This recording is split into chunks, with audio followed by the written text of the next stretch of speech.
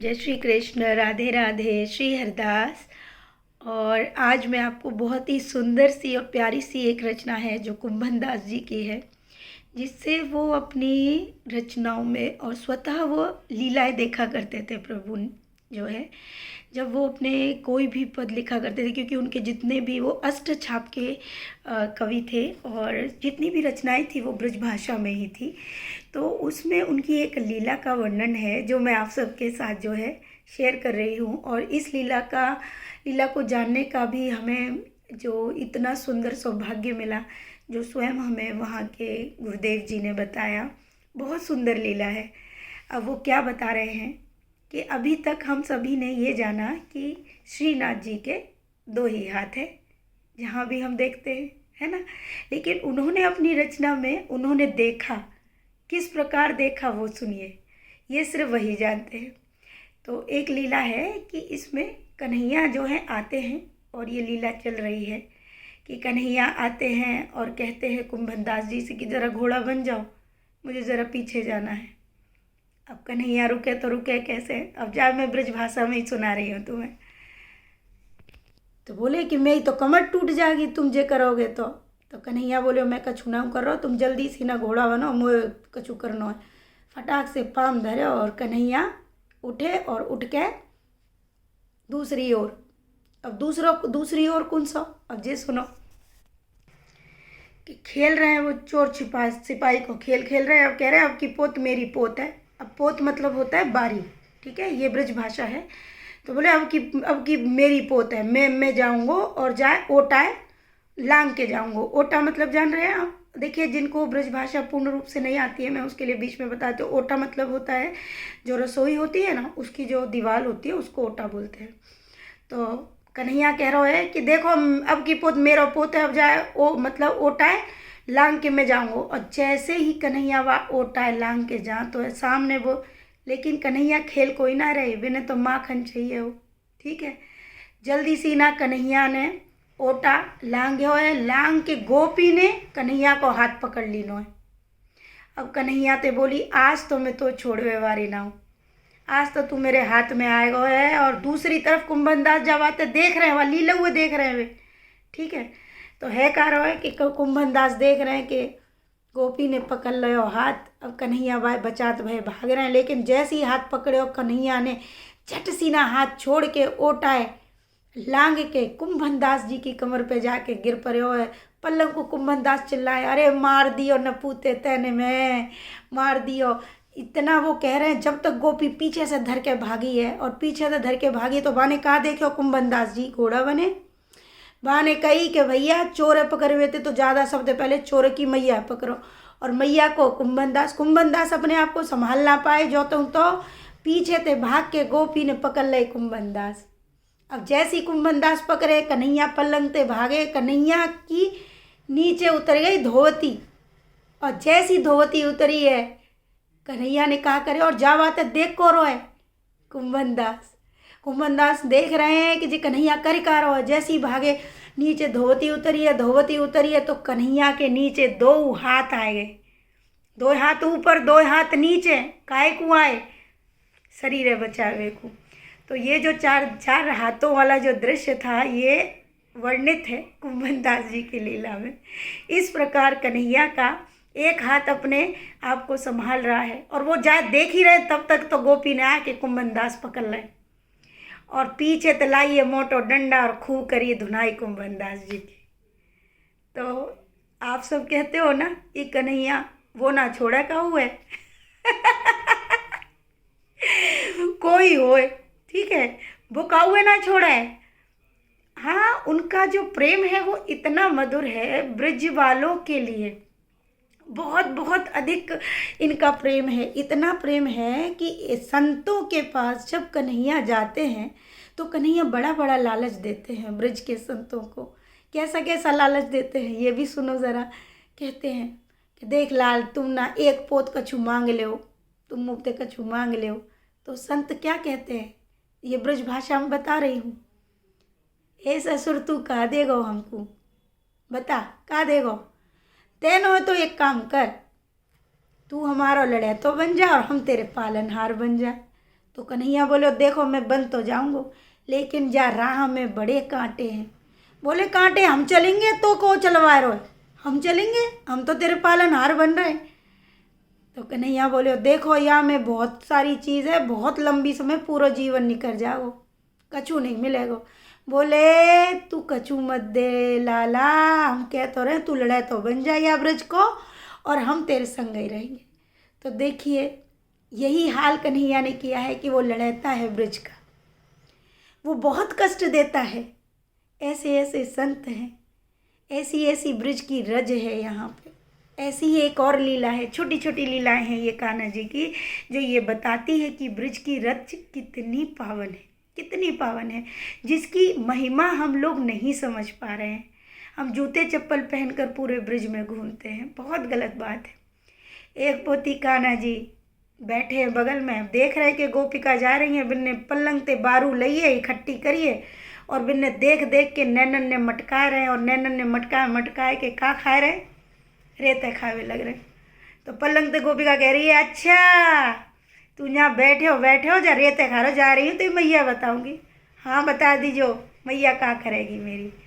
यशोदा मैया तो इतनी भोरी के जे कछु कर ले तो जे रोक ही नहीं सके, वे तो कछु कह ही नहीं जाते।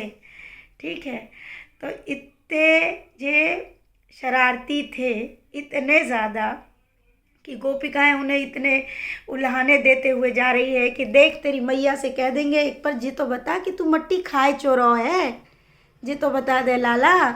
तो बोलो कि देख या मट्टी में ना मेरे साधु संतन को इतना प्रीति भरी है जी एक एक कण तो मैं बिनको स्वाद ले रहा हूँ, मैं बिनके बिना रह ना सकूँ। उनकी भक्ति का इतना रम, उनका रस भरा है इस मिट्टी में कि मैं उसका स्वाद ले रहा हूँ। तो क्यों खा रहे थे कन्हैया मट्टी, समझ में आई। तो इतनी प्यारी है हमारी ब्रजधाम, इतना प्यार है हमारे ब्रज में कि बस यहाँ पर रहने के लिए बड़े बड़े देवी देवता आज भी तरस रहे हैं। ये बहुत छोटी छोटी लीलाएं हैं हमारे लाला की। तो मैं जब ये लीलाएं सुन रही थी तो मैं तो हंस हंस के, मतलब बहुत सारी लीलाएं मैंने लाला की सुनी, बहुत सारी। हमने आपको बताया भी कि हम 2-2.5 घंटे रुके वहाँ पे, और उन्होंने बताया किस प्रकार लाला को कितने इजीली आप जो है उसको रिझा सकते हैं, आप उसको गीत गा कर रिझा सकते हो, आप नाच कर उसको रिझा सकते हो। ऐसे ही एक लीला आपको और सुना देती हूँ इसी में। एक लीला है रसखान जी की, सभी जानते ही हैं।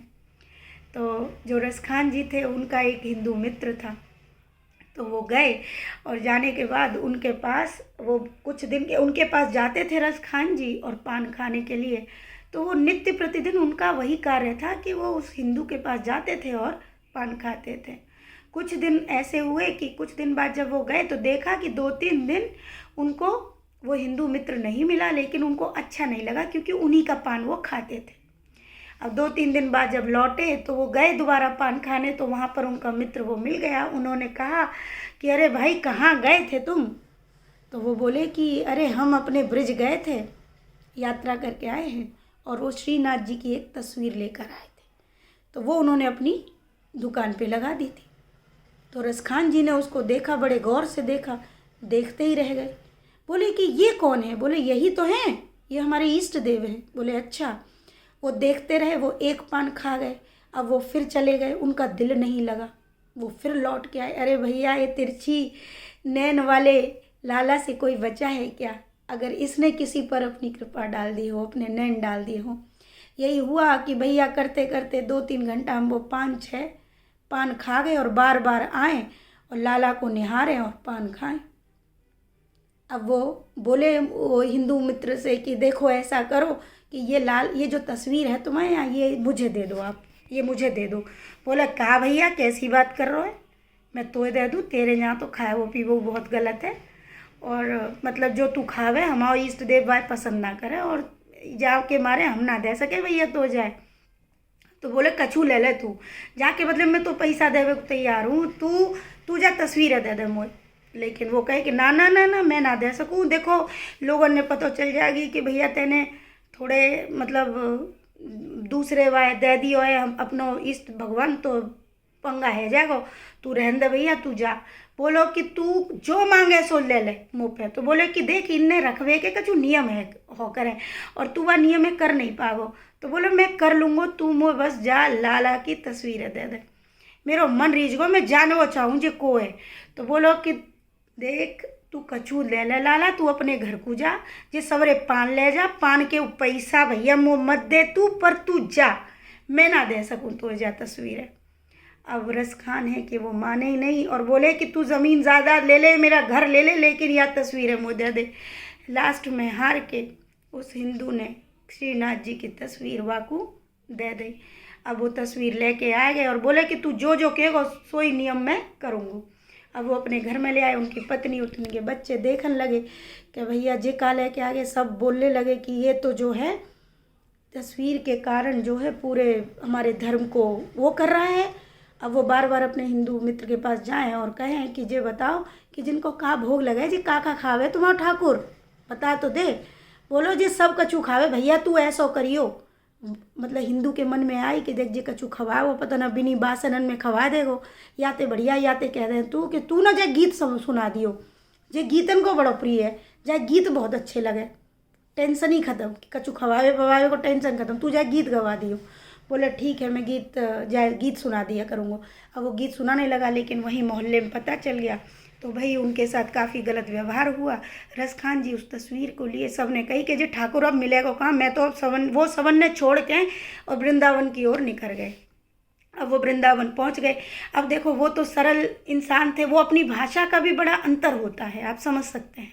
अब वो अपनी भाषा के हिसाब से वृंदावन में जाके बोल रहे हैं कि भाई कहाँ मिलेंगे आपके ये शहंशाह, कहाँ मिलेंगे, हमको आपके शहंशाह से मिल रहा है। अब ब्रज में जब कोई ऐसे बोले कि तुम्हारे शहंशाह कहाँ मिलेंगे तो उसको बड़ा गाली के रूप में लिया जाता है, गाली की तरह लगता है उनको।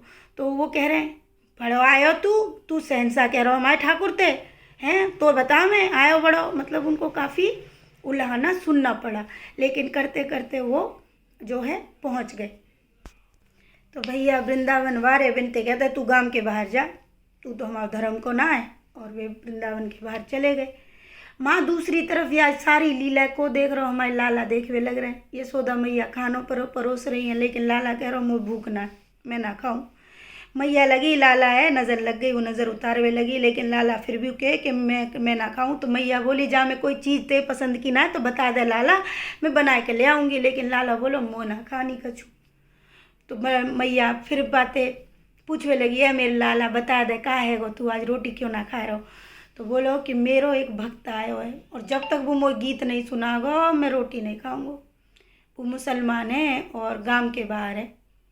तो मैया जल्दी से दरबान को बोलती है, आवाज़ लगाती है और बोलती है कि लाला खाना नहीं खाएगा। पूरे गांव में हल्ला हो जाता है, पूरा गांव इकट्ठा हो जाता है, भैया कन्हैया खाना नहीं खा रहा, जाओ भैया ऐसा कौन आयो मुसलमान की भैया वो खाना ही ना खा रहा हुआ के बिना। रस खान के पास जाके का मैसेज पहुंचता है, वहाँ जाके दरबान कहते हैं कि भैया हमें माफ़ कर दे और तू जल्दी सी ना चल, हमारा तो लाला खाना ना खा रहे। रस खान भाव विभोर हो जाते हैं कि बोलते हैं भैया तुम्हारा ठाकुर तो बड़ा हो, मुझ नीच मुझ गरीब मतलब मनुष्य के लिए वो खाना ना खा रहे। वो बेचारा वहाँ तक आता है, कन्हैया को देखते भाव विभोर हो जाते हैं, उनकी आंखों से अश्रु बहते हैं।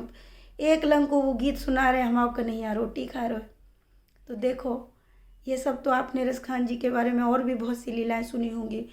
तो ऐसे थे हमारे लाला, थे नहीं हैं हमारे लाला, जो कि आज भी नित्य प्रतिदिन ऐसी ही लीलाएं अपने भक्तों के साथ करते हैं। उनसे हम सब नहीं बच सकते, लेकिन हाँ ये तभी हो सकता है जब हम उनसे प्रेम करते हैं।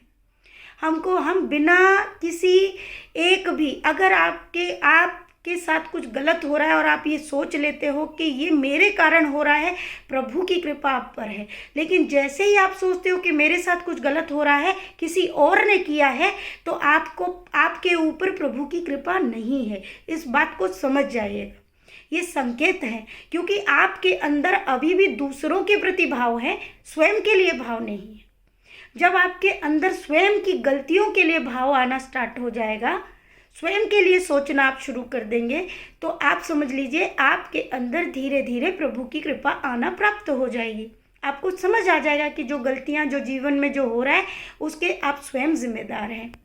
इस प्रकार आपको प्रभु की बहुत सारी चीज़ें प्राप्त होने लग जाएंगी। अब मैंने कहा ना, जिनको भी गीत आते हैं गीत गाइए अपने प्रभु के लिए, जिन्हें नाचना आता है वो नाचे, जिन्हें भोग बनाना आता है वो भोग बनाए, जिसको झाड़ू लगाना आता है वो झाड़ू लगाए।